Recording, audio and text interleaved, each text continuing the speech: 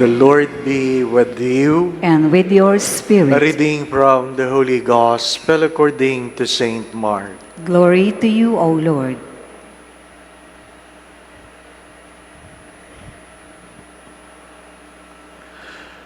When Jesus went up the mountain and summoned those whom he wanted, and they came to him, he appointed 12, whom he also named apostles, that they might be with him, and he might send them forth to preach, and to have authority to drive out demons.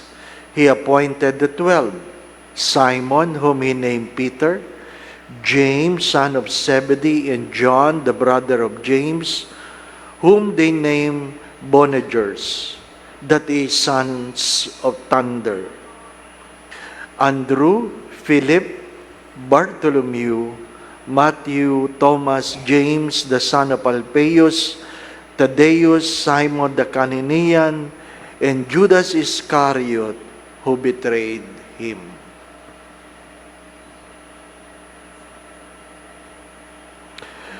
The Gospel of the Lord. Praise to you, Lord Jesus Christ.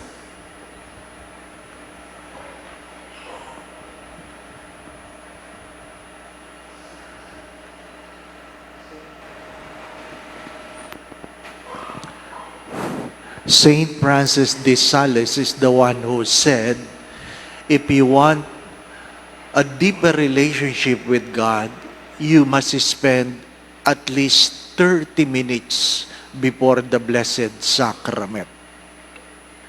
If you want a deeper relationship with God, you must spend at least 30 minutes before the Blessed Sacrament. But if you are busy, make it 1 hour. Saint Francis de Sales would always remind his people, 1, be who you are. Be who you are. There is nothing to pretend before God, or there is nothing hidden before God. So, be who you are. Second, be patient with yourself. Be patient with yourself. Sometimes we are too rigid with ourselves. Be patient.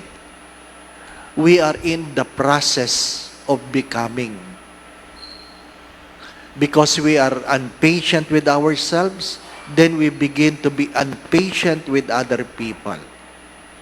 Third, be gentle, not only to yourselves, but to the people around you. Gentleness is strength under control.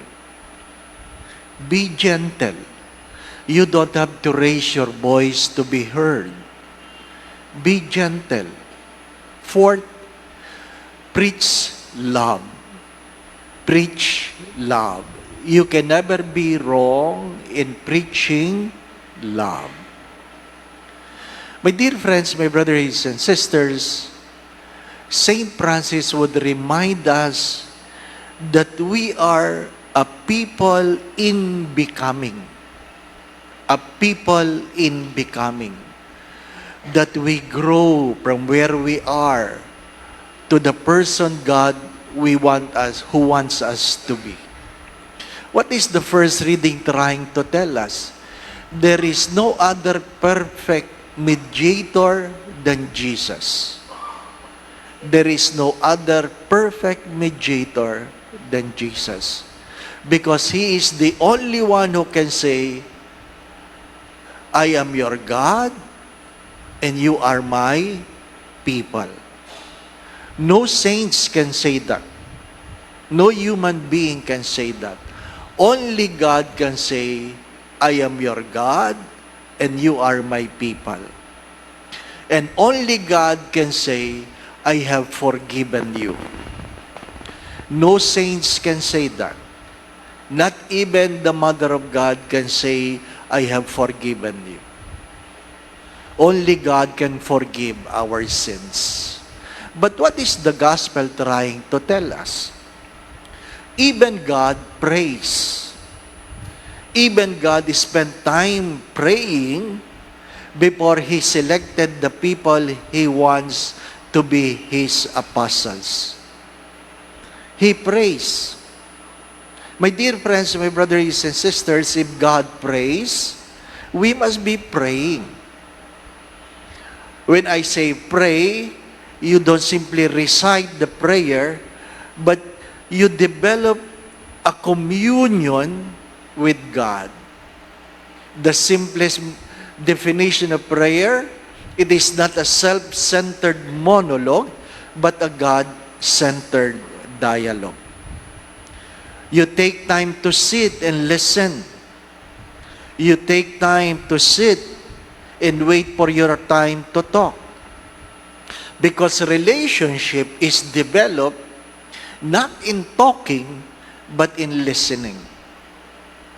If you notice this, it is hard to relate to people who talks a lot. So, listen. Listen. Listen even to the unspoken words. Many times I've said this, you can listen with your ears, but you can listen with your eyes. You can listen with your ears, but you can listen with your eyes. Because sometimes the words are being contradicted by how the person behaves. Alam mo namang galit. Pag tinanong mo, galit ka ba? Hindi ako galit. Alam mong galit yun. Kita sa mukha hindi ba ba, ano? Parang malungkot ka. Hindi ako malungkot. Pero umiiyak, no? Kaya pag tinanong mo, okay ka ba? At sinabi niyang, okay ako, hindi siya okay. Because you need to listen with your eyes. But if you have difficulty listening with your ears, difficulty listening with your eyes, learn to close your eyes and listen with your heart. People who are in love are capable of listening with their hearts. Yung mga in love, hindi yan nag-uusap. Kung naalala ninyo, pag in love, hindi nagkukwentuhan. Magkatabi lang, happy na. Di po ba, ano? Pero ang problema, ang unang nawawala ay ang pagiging in love. That's why a person who is truly in love with God talk less and listen more. Amen. Again, my brothers and sisters, if you are truly in love, words are not necessary. For those who are in love, they listen more and they talk less. The Lord be with you. And with your And spirit. may Almighty God bless you and your family, the Father, the Son, and the Holy Spirit. Amen. We go in peace to love and serve the Lord. Thanks be to God.